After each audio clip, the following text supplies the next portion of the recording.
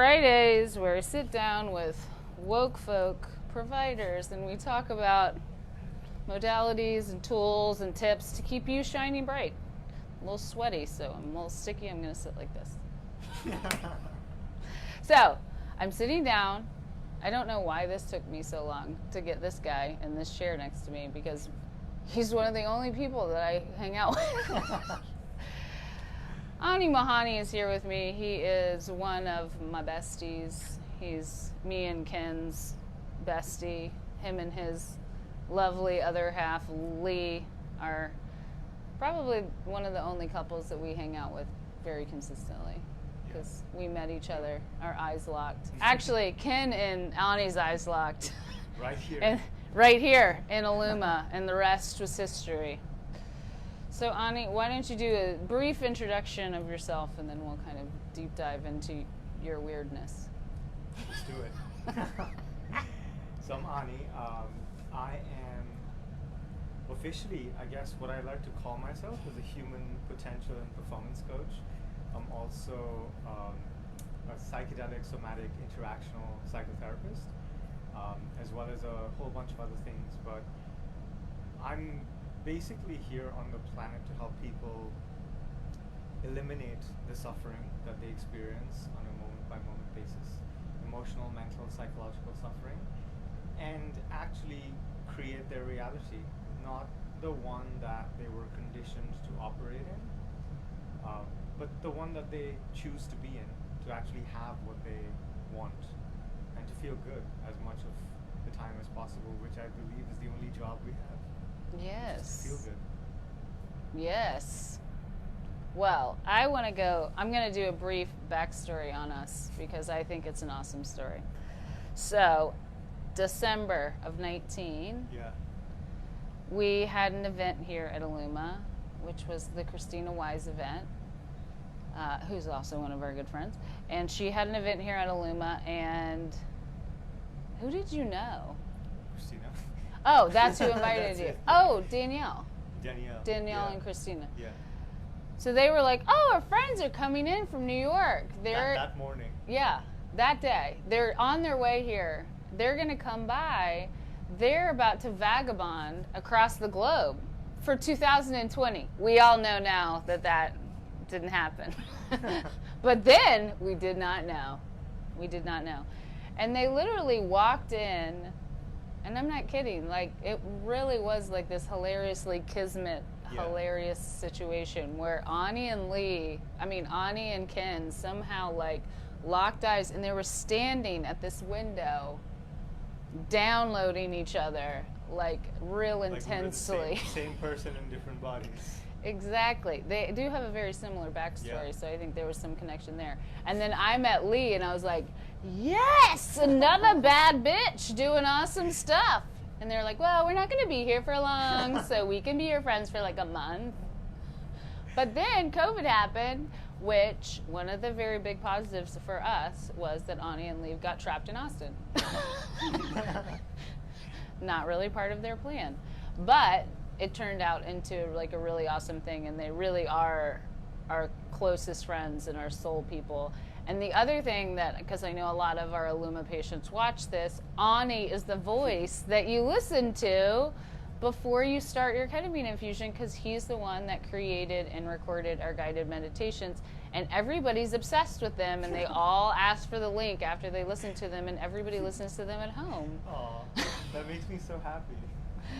So I just wanted to give that backstory because I thought that that was fun. Well, you guys are the reason why we stayed and why we're still here. So. Yes. Love them. So I think there's just so much to unpack with us, because we've had a ton of really deep conversations on and off of psychedelics. Yeah. And have done a lot of work together just as friends. But I think one of the things that I find the most interesting of how you work with people is your mindset and philosophy around why people suffer and why they're suffering. And I would love for you to kind of unpack that for people, of how you think of that, because you think of that in a different way than any person that I've ever met in my whole life. And it's really it's a big difference in perspective, and that there's a shift that can occur immediately, which most people don't believe in. Yeah, so I believe in a concept that you can think of as innate mental health. And we can even generalize this to innate health. Mm-hmm. You know, I think there is a natural intelligence to everything, right? The intelligence that turns acorns into oak trees, the intelligence that makes the wind blow and the sunshine and, you know, the grass grow, and how we start off as a cell, pretty Literally. much, literally, and we turn into this body, right? And there's a design, there's a kindness to nature's design that is so inherently perfect. Mm-hmm. And when we work in accordance to that design, we experience health. Yes. We experience vibrance, we thrive, we feel really good, we are in a state of creation. And to contrast that state of creation, typically any human being will experience one of two states. We can group all the substates into. We're either in a state of threat or stress or survival, or we're thriving, we're healthy, we're creating, and we're expanding, right? So there's this duality that all of the universe exists in, the yin and the yang, expansion, contraction. And so when we work in accordance to our design, then we thrive, we feel really good, and we enjoy life, right? We enjoy every moment. And when we don't, then we contract, right? And we experience that contraction in the body as tightness, tension. We experience that contraction in the mind as stress, anxiety, fear, doubt, overwhelm. We experience it as negative thoughts. And pretty much, you know, everything that is experienced as some sort of psychological, mental, emotional suffering is actually a fabrication. It's entirely self-created. But it's not self-created in a way that, you know, we're doing it intentionally. It's actually the exact opposite. We're innocently subjecting ourselves to this suffering. And so the way we can think about this is that when we experience an event that doesn't feel good in our body, right? We slip and fall, we hurt ourselves, you know, or a parent yells at us for something, you know, we bomb a test and it feels really shitty. In that moment, when we're experiencing that event, we may experience pain of some sort. It could be physical pain, mental pain, emotional pain. But the residue, the imprint that leaves on us, that we continue to carry, you know, we call that trauma, we can call that many things, but that is what creates this impingement in our baseline state of innate health. And the longer we carry that, the more we experience the suffering that brings with it. And our natural state is to be healthy, our natural state is to be well, but for our tendency to hold on to things that disrupt the flow of energy. Because everything in the universe is designed to flow, right? We can't hold on to anything. We can't hold on to even a single breath, because the breath goes in, the breath goes out. We can't hold on to food, the food goes in, the food goes out.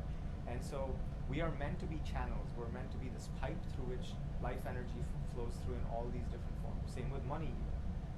When we hold on to things, then that creates stagnation. I mean, there's all of Oriental medicine. Jenna, who also works out of this space, like her entire body of work is based on this idea that the blockage in the flow is what creates the problem. So whenever we experience a less than favorable experience of life, it's because we're holding on to something, and that is entirely our creation. It's entirely up to us. And the natural tendency of everything in the universe is to allow the restoration of flow. So when we restore that flow, the body, the mind, the being returns to its beautiful natural state of well-being, which is our birthright. It is who we are. It is what is underneath all of this fabricated construction of suffering that we are creating innocently. And that's something that we've really touched on, is like in some of our talks that I'm in concurrence with, is that Healing is just an act of remembrance. It's actually an act of subtraction. It's Yes, pulling yes, things yes, away. yes. Whereas most people are under this illusion that it's packing things on. Well, if you just did this and you did this and you did this and you did this, then you will be better. Right. And really, Yeah. what we have both shared a belief in is really it is unpacking everything, all these layers that get gooped on you over years of living life. And that's, even intuitively, that makes so much sense to me. It feels good that for me to be well, I'm not missing anything. Yeah. That there's nothing that's hollow or empty in me Broken. that needs broken, Yeah. that needs to be fixed, right? And when we operate out of this paradigm that something is broken, something needs fixing, then I'm going to keep finding things that are broken, keep finding things to fix. When I'm holding a hammer, everything looks like a nail. Exactly. But when we start from this place of inherent perfection, that I'm perfect, but for some things that I might be holding on to and carrying, and if I can subtract those things, I can come back to this place of they're called fundamental well-being because it's fundamental, it's who we are. So it just even feels good to consider that as a perspective. And this goes along with another thing that I think about a lot, which is there is zero distance between where we are and where we want to be. This is the hard one for many. Mostly my partner. We had a very intense conversation about this, so let's explain that deeper. Yeah, because we want to make everything a process. We want to put what we want far away from us. Yeah. We want to create distance. We Work. want to create separation. Work. You got to earn it. I got to earn it. I got to do something, right? I have to achieve it. I have to expend some effort, some time, because I can't have it right now. And if I do those things, then I will have earned the right. I would have done the work because there needs to be some sort of exchange. And that's one of the ways we fundamentally create separation throughout life. Separation between us and ourselves, separation between us and our romantic partners and friends, separation between us and the things we want to have, the experience of life we want to have, the feelings we want to feel, because we make it contingent, dependent on something else. When I make the money, then I can be happy. Yeah. When I get the partner, then I can feel loved. When I buy the house, then I can feel safe. But what we find is we get to that place, and then we find something else, another way to put it further away from us. So the way I like to think about this is that the experience of life that we want to have is available to us right here, right now, and this is where it gets really juicy. It's only available to us right here, right now, because it's only in the now that we actually have the power to choose. Choice only exists right now. We can't experience choice in the past because it's done. We can't experience choice in the future because it hasn't happened, which means the only time that I get to feel the way I want to feel is right here, right now, because when the future comes a year from now, if I've made it, a process that's going to take me a year, at that moment, it's going to feel like now. It's not going to feel like the future. Yeah. And then I'm going to find another subtle way to push it away from me. So this moment right now is the only moment that you can be free. This moment is the only moment that you can be well. This moment is the only moment you can be happy. And if you say that I need ...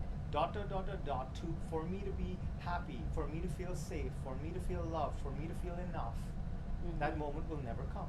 Yeah. I'm not going to kick back on that because I actually am in full concurrence with that. What I do find is so this act of getting back into flow, though, is a practice that people need to learn. Yeah. So I would say, would you call that a practice or a process? I mean, it's something you have to be. Most people going about their day-to-day life in the American have never heard the words that you just said, and so obviously they have to learn how to do that. Yeah. Right. So isn't that a process, though? Yeah. So the way I would describe this, and what I'm finding with my work, that I keep coming back to this idea that everything is a paradox. That our ability to be happy and to thrive is completely dependent on our ability to hold a paradox. So paradox is two opposing ideas, right? So for us to, we need to be able to attuned to this idea that it's not a process, it's only in the now, we can have it right here, right now.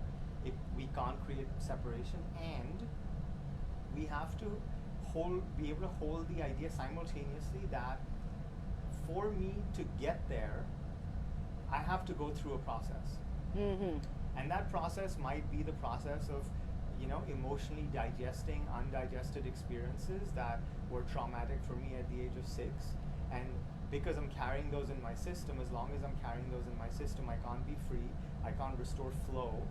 And therefore, once I get there, then I can have this right here, right now. Mm-hmm. Right? So it's that paradox that I do need to do some work, but it's where I do the work from. It's not what we do, it's where we do that work from. Yeah. So if I do the work from that, hey, I'm going to keep being on this path and one day I'm going to get there, I'm never going to get there. Mm-hmm. But if I do the work from the place that I can have this anytime I want, and I can only have it right now, so what do I need to do to get myself into that state? Yeah. Then, So that's possible. Exactly. Yeah. Exactly. Yeah. Yeah, I'm in love with this man. He's one of my favorite humans. Mm-hmm. And I've seen it work with multiple clients of ours that we share, that one of the things that is a shared experience by many people that walk through the door at Illuma is they have been stuck in a paradigm mind shift for years, if not decades, many times multiple decades, many times most of their lives.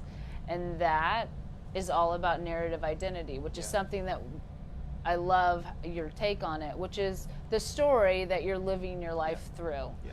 And a lot of people who walk through this door have a story of, I'm depressed, I've always been depressed, I'm anxious, I have trauma, I'm broken, I'm this, I'm that, I don't really deserve to be happy. I mean, there's a lot wrapped up in there, but a lot of us carry around these, false identities and narratives of ourselves that make it actually impossible to get to the space that Ani is talking about unless we're really ready to own them, number one, bring awareness to them, and then to let them go. Yeah. And so I would love for you to kind of explain narrative identity in your own words, and then how do you work with people to unravel that? Because I find that practice really awesome.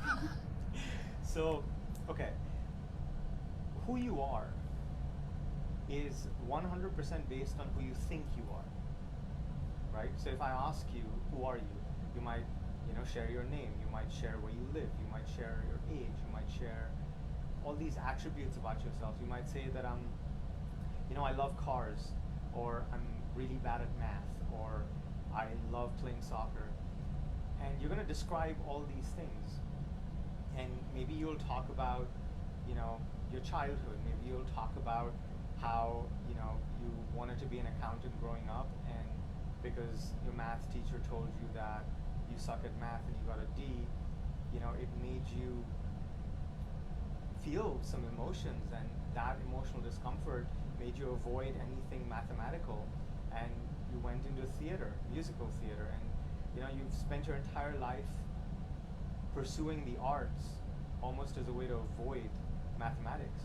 So this entire identity that comes up when you think of who you are is a complete fabrication. It's a construction, right? It is made up. And initially, it was made up for you. From the age of 0 to 7, as you were growing up, you were imprinting everything that you were experiencing in your environment directly into your subconscious mind. And you were forming this sense of self. Because as a baby, you were pure experience. You were purely embodied. There was no me, there's no sense of self, and there's no other, right? You started developing this sense of baby and mommy, baby and daddy, baby and this other person, right? And so as we're growing older, we're forming the sense of self, and the sense of self is being formed thanks to our primary caregivers, our parents, people who are taking care of us, grandparents, nannies, and it's being formed in opposition to their perspective about us and from their perspective about us. And we're internalizing who we are based on how they treat us. So a baby that doesn't get picked up when it's crying, when it's hungry, is going to have a certain sense of self that it's creating, that it's going to carry and associate into its entire life. So at age 60, we're still going to be living from the template that was formed at 6 months old. And so our sense of self develops as a reaction to the experiences we have as we're growing up. So 0 to 7, our brainwave state primarily is a theta brainwave state, which is a state of hypnosis. We're imprinting everything, we're forming our sense of self, and then, typically until the age of 10, 11, we're highly dependent. It's the first phase of our life. Then we go into this state of independence. We're pushing away from parents, we're pushing away from authority figures, we start rebelling, and we're forming ourselves in opposition to these forces that are trying to control us. And then eventually at some point when we get older, we enter into the stage of interdependence. We create romantic partnerships, we coexist, right? But our entire sense of self is being fabricated as we go. And we internalize these beliefs, we internalize these stories about who we are, and we carry them as if they're truth, right? And this just becomes who we are. It doesn't appear as a story, it doesn't appear as a belief, it just appears as fact, as who we are.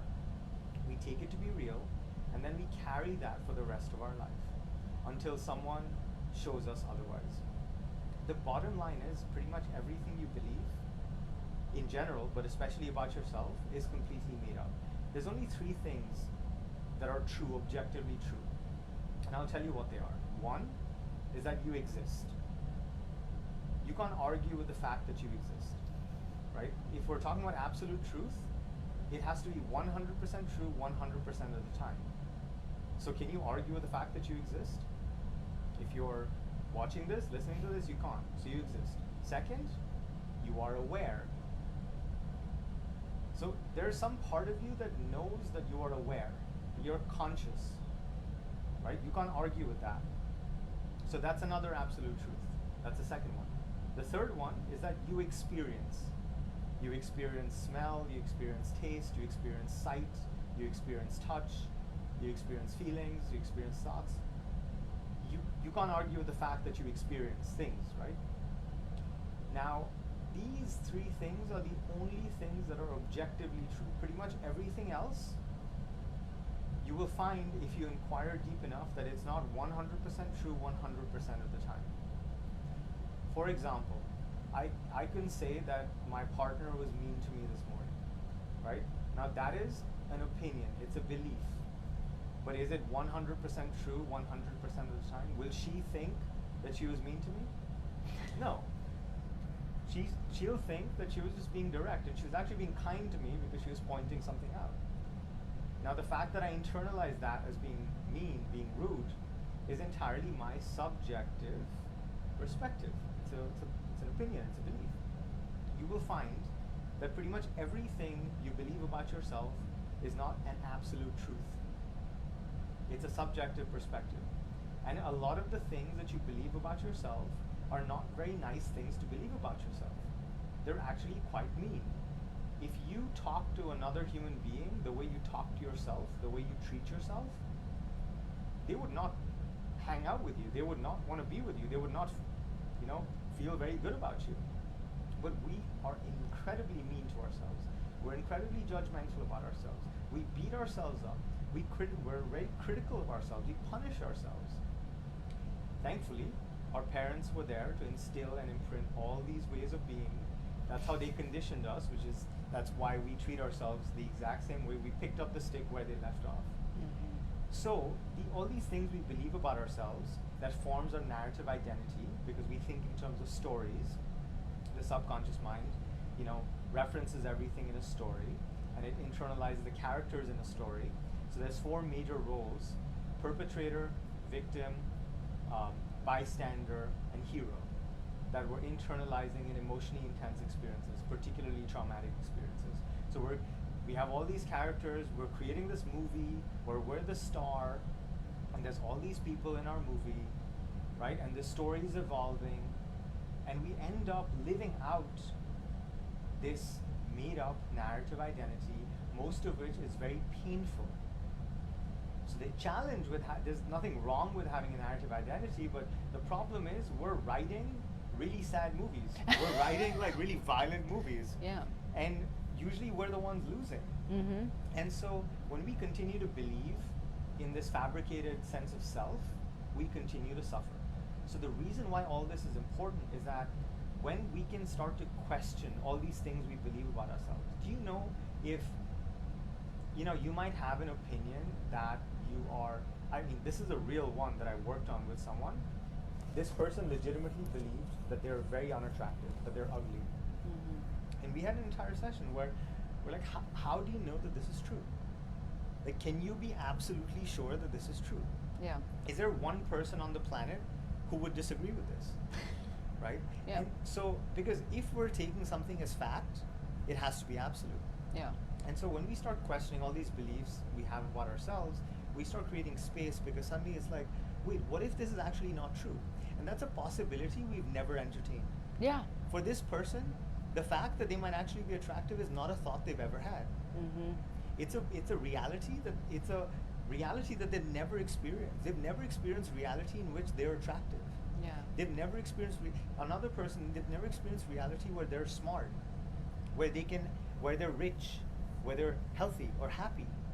And so this changes everything, because once you open up, just for even for 1 second, if you allow yourself to experience a reality which is the opposite of this painful reality, this painful story that you've been repeating to yourself your entire life, something magical happens. A space opens up.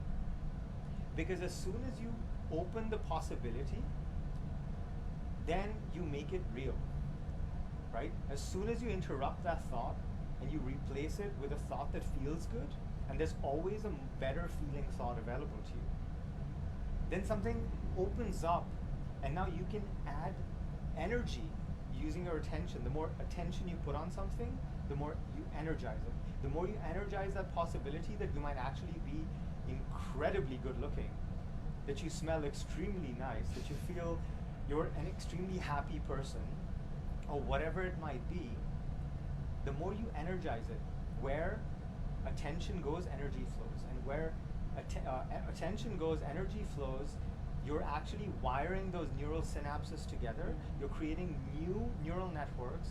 And as you create new neural networks, you're creating these highways, and over time, super highways, for those positive thoughts. And suddenly, those are the thoughts that you begin to have. And as you do this, you're literally changing the narrative of who you are. You're changing your sense of self. And as you realize that you can actually change who you are, you can change your physical reality, you can change the physical structure of your brain, because the way the structure of your brain was formed was with these thoughts and feelings. And you can have these new thoughts and feelings to create a new reality. You realize that you can actually step into the driver's seat of your life, and you can be the author of your reality. You can create your reality by design. You can choose who you want to be. You can choose how you want to live. You can choose how you want to feel. That you don't have to be a victim. You can be a creator. Mm. And that's where the freedom is. And that's where freedom is. Yeah. Because the ultimate freedom is freedom from our own thoughts. Freedom from this identity that was foisted on us. Mm-hmm. Freedom from the suffering we're creating for ourselves. Freedom from this prison that we've constructed, that we live in, that we take as how it is. Yeah. I told you this was going to be a good one, guys. So, okay, so now we've brought in the possibility that maybe our reality is not what we think it is. We've started to consider that we can just let go of stuff and become free in the now and experience whatever we want to experience in the now. So what are some other tools do you think that are helpful in kind of guiding this process? So let's talk about stress. Yeah. Right? Which is, if we think about a two-state model, yeah, right? We're either in a state of stress, we're either contracted, we're either like, "Ugh," Yeah. lots of pressure, right? Lots of tension.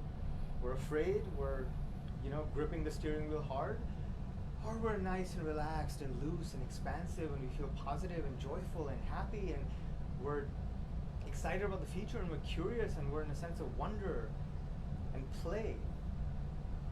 The easiest way to move from the state of stress that most people live in most of the time. So, just so you know, we're wired to experience about 30 minutes of stress every 3 days. Oh, so we're right on track. Right. So just look at your life, right? And just notice how much time you spend in stress. Yeah. Right? And so if you want to, the easiest way to move from stress, survival, tension, to freedom, to joy, to play, to expansion, is to find a state of allowing. Because when we resist, we create stress. When we resist, we block the flow. We go out of flow and into contraction. So any time we are offering resistance to the world, and this could be that the current president should not be president. It could be that COVID should not be happening. It should be that this place should not require a mask. It could be that I should have 10 times more money in my bank account. It could be that my partner needs to be different. They need to be this way. It could be that, I should be feeling this other way. It could be that it should not be raining. If you think about how much we resist reality, that's clinically insane, right? Because the only person who loses is us. Yeah. Anytime we resist, we suffer.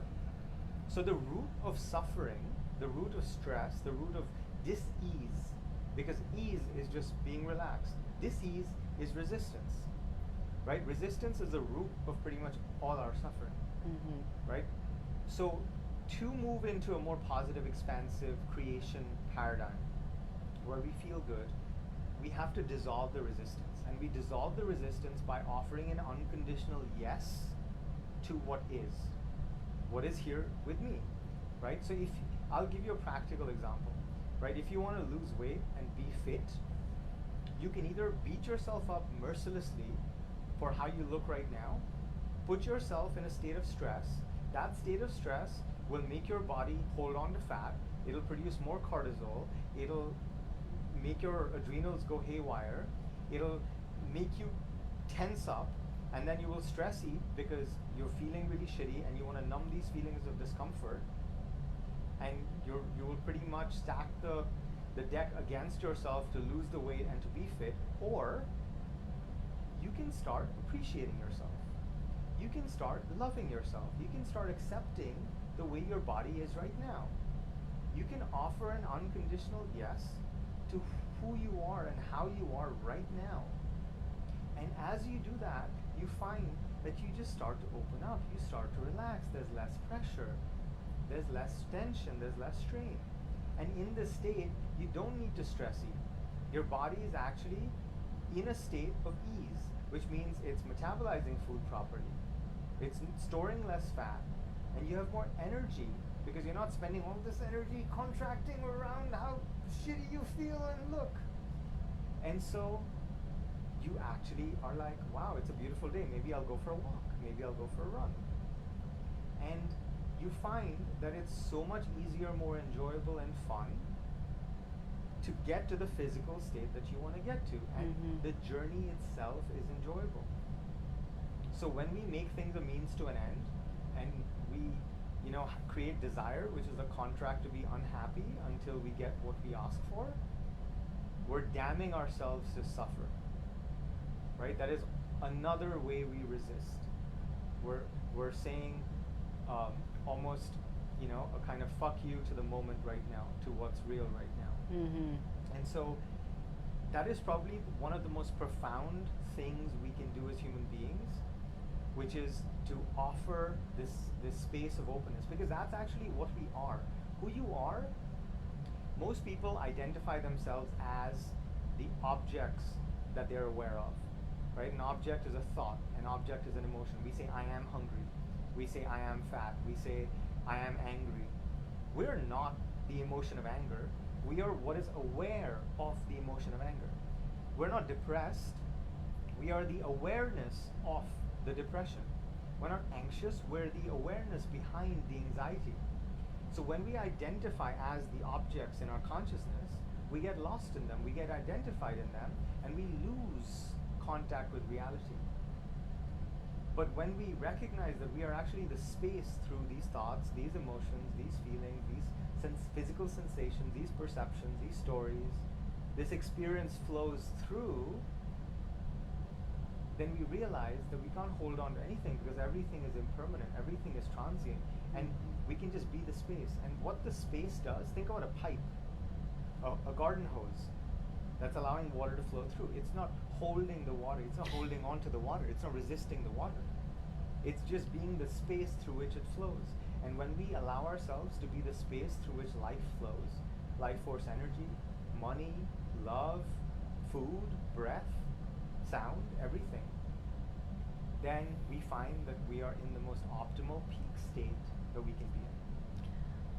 I love that. And I think one of the biggest things, though, currently in our society, we're programmed that stress is actually the force behind you that makes you do the things that you don't want to do. Because without that, you'll be a sad lump on the couch that won't do anything. Because if you didn't have stress, like, you would just be lazy and lay on your ass all day.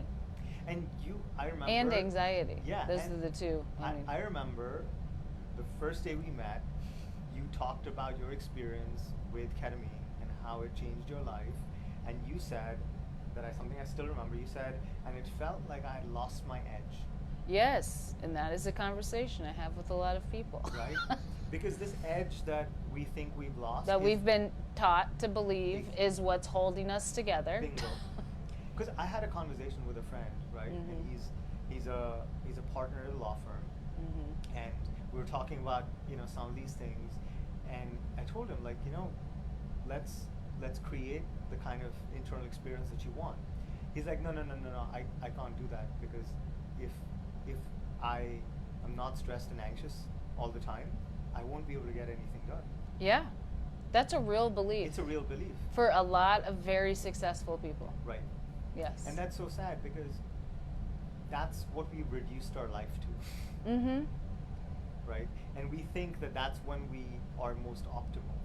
Yes. But the mind is not designed to function optimally in a state of stress. The body is not designed to function optimally in a state of stress. If you look at every single metric, physiologically, neurologically, biologically, mentally, psychologically, we get worse. Our performance drops in every way. In every way.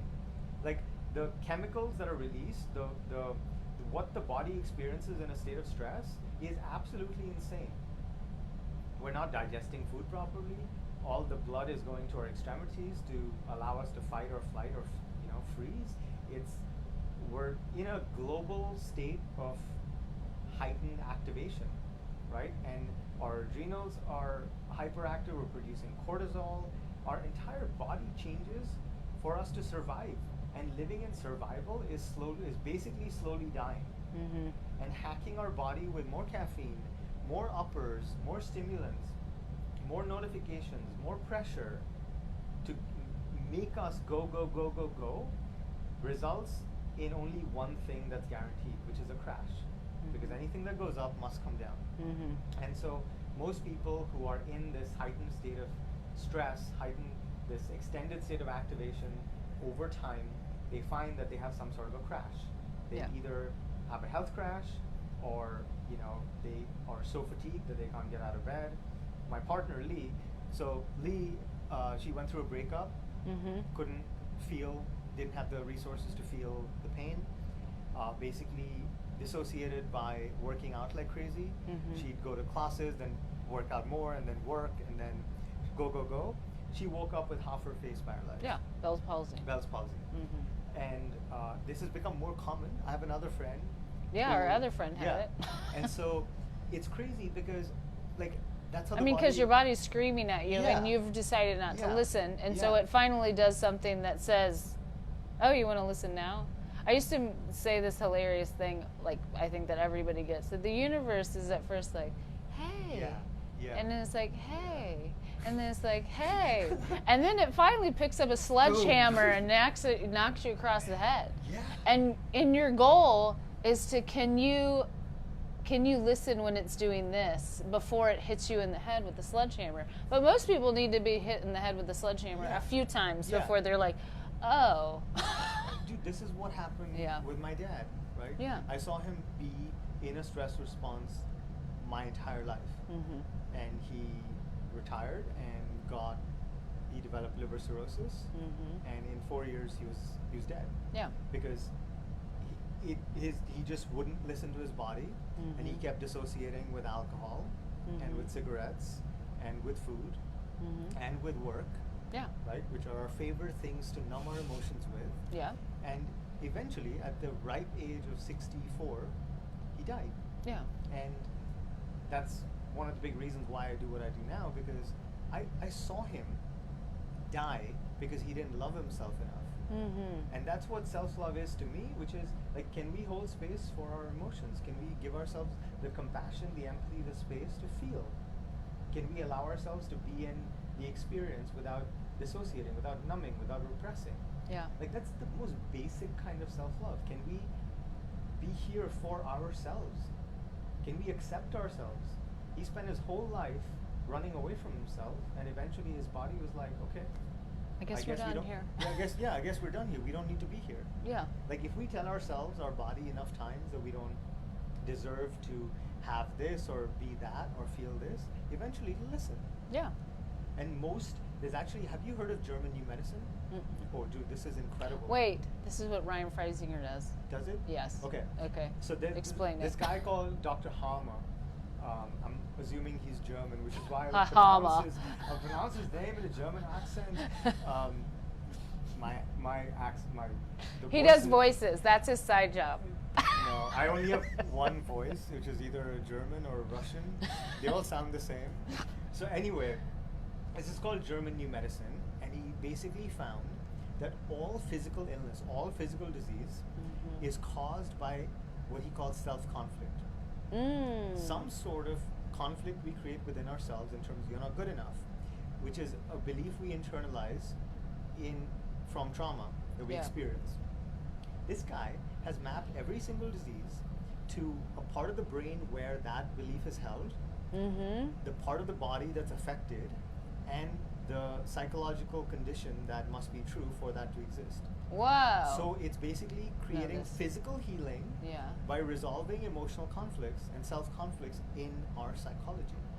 Wow. Absolutely mind-blowing. That's interesting. And they're proving that our physical body literally, physically responds to our emotional, psychological, mental experience. Yeah. And, they're not separate. Our body and mind are not separate. And so we can't do this fragmented approach to, here, take this pill and you will fix feel better. Fix this thing. Yeah. So coming back to, what we started, I believe that there's a homeostatic response. Homeostatic basically means that the body seeks to return to equilibrium. When you have a cut, do you need to do anything to heal it? No. The body knows what to do to return to baseline. That same thing exists in our mind, in our psychology. And if we can allow that process to unfold, which is, I think, why the work that you guys do at Illuma is so pivotal, because you're creating a space where someone can come in and they can allow their experience to fully be here, to flow through. And in that process, they restore flow, they restore wellness. They stimulate this homeostatic response for the body to come back to its equilibrium. Yeah. Which is all about connection to self. Exactly. That's all the work we do. People ask what we do. All I do is create a space to reconnect you with yourself. And in that state, you can heal yourself. And then I empower you and do this. And then we work with integration coaches like Ani to help you walk through that process, to relearn how to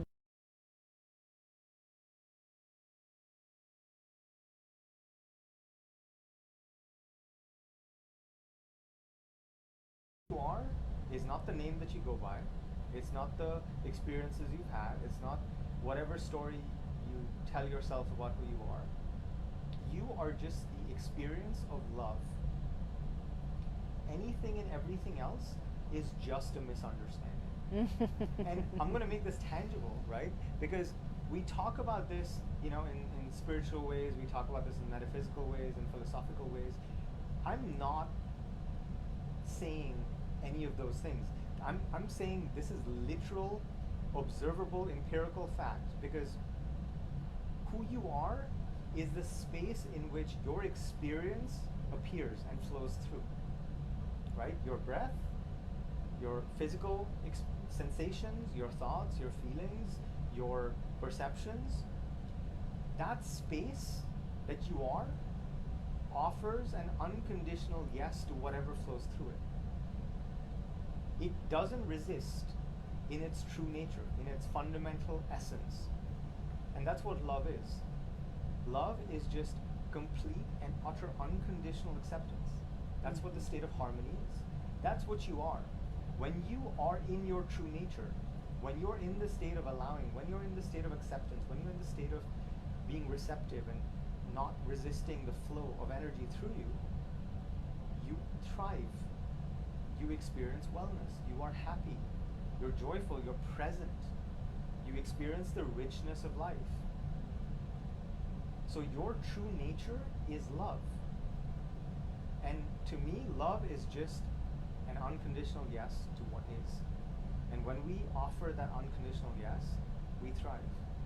And I really think that the place where we need to offer the most unconditional yes is to ourselves. Oh, completely. Because we're so mean to ourselves. I was so mean to myself for so long. Oh, God, that was horrible. It's just... It was ugly. It makes me sad to even think about it. Oh, I actually have cried multiple times, usually under psychedelics, thinking about the damn... I've said this before, but I had this amazing EMDR experience where that was actually very psychedelic, and the visual was of a puppy hiding. Do you remember the story? Yeah. A puppy hiding in a cave, and I was trying to get it to come out, and then I figured out that puppy was me as a little girl or as a child or whoever, my little self, and that I had beat it so bad that it was terrified of me. And it was this reality that I am the biggest abuser I've ever had on myself, that I am actually the victim of myself. And it really was like this aha moment of and trying to get her to trust me again. And that's what I was doing in that process, because that I was trying to reconnect with myself, but I had been so harsh to my vulnerable self that they did not feel safe with me, which was just this. It really was a light bulb moment of awareness of what I'd done after decades of that abuse. Yeah. I mean, it was abuse. And it's something that I talk to people a lot about, which is you want to play victim with everybody else, but if you acted, like you said earlier, to somebody else or a kid, the way you treat yourself, you would be in jail. And so this dichotomy that you're going to judge this person for how they've acted towards you, and then you're not really going to own how you've acted towards yourself, is a really hard thing for people to reconcile with, really. But it's the only way you do the work. I love this question when working with someone and they're talking about how they talk to themselves. Mm-hmm. And I ask, whose voice is that? Oh, yeah, that's a good one. And someone might initially say, oh, that's my voice. But no, whose voice is that? Where'd you learn that? Yeah. And it's almost always our parents. It's one of your parents. Or both of your parents, depending on how that dynamic was because done. most parents, they're acting in their unconscious nature as well. Yeah. And their voice came from their parents. Exactly. And then they shall hammer it down on you. And somebody has to break the damn cycle. Trauma is passed from generation to generation until someone's brave enough to feel it. And then you feel it, and then you can actually heal it backward and forward. Because there is no time. Yes. And that is some other beautiful work that you do. But we're running out of time. But Ani, what's coming up for you? Where can people find you? What do you have on your grand agenda of domination? Which is a hilarious word for me to use.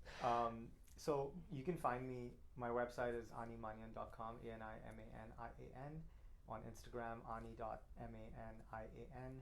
I also have a podcast where I produce a lot of free content to help people. It's called You Are Limitless. Just search You Are Limitless anywhere you listen to podcasts. Give it a listen. It's really a work of love. I want to help as many people as I can to come into the state of, being in love with themselves and enjoying life and living with this full expression, the full embodiment of who they are. So, if that's something you're interested in, definitely check out the podcast. It's free. I just share from my heart. And if there's something that you'd like me to talk about, just shoot me a message. And, just know that whoever you are, wherever you are, however you feel about yourself and your life right now, there is another place that is available to you. And that place has so much more hope, so much more joy, so much more happiness, so much more love, so much more acceptance. And that place is right underneath where you are. It's not away from you. It's not at arm's length or, a year away or 10 years away. It's right underneath where you are. It's underneath that layer of emotions that you've been unwilling to feel. Yeah. It's underneath all those things about yourself that you've been unwilling to accept. And the journey is not out here, it's down here. And if you can just go on that journey, I promise you, you will find the riches of the world. You'll find the riches of the universe down there. It's the biggest trove of treasure you will ever, ever, ever find. And it's a really fun adventure. Isn't he awesome? That's why we hang out. He also just has a beautiful voice, so you could put his podcast on and go to sleep with it. Everybody is obsessed with his voice. All right, guys. We'll see you next week. Bye.